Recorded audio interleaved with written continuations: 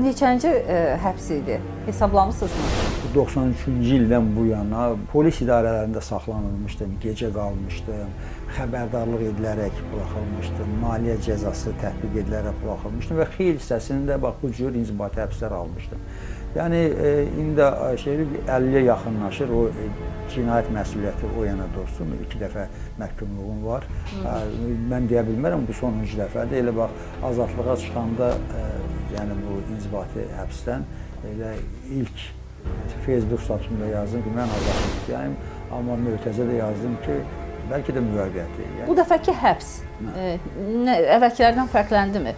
Bəli, fərqləndi. Yox, əvvəllər də belə mənə işgəncə oldu. 98-ci ilin sentyabr müddətindən sonra da tutulub həbs edilmişdim, ora aparılmışdım, həmin idarədə mənə işgəncə vermişlər.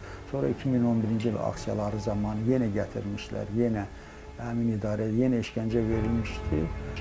Baxın, mənə işgəncə verəndə deyirəm, qollarım arxadan qandalıb. Konkret qanırıb qırır da, balda mümkündür. Mən bax, o dəfkəşim, bax, belə öz-özümə belə xart eləcək, çinim qırılacaq da belə. Və mən o vaxtdan Qarabağdan zədəliyəm, bu günə qədər soruşum.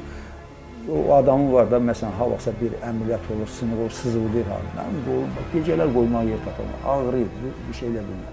Və mən ona deyirəm ki, ağrıyır, dedi, nə olub? Deyirəm ki, bəs Qarabağda zədəliyəm. Durdu məhz ondan sonra, bax, təsəvvür edin, bu Azərbaycan polisidir güya.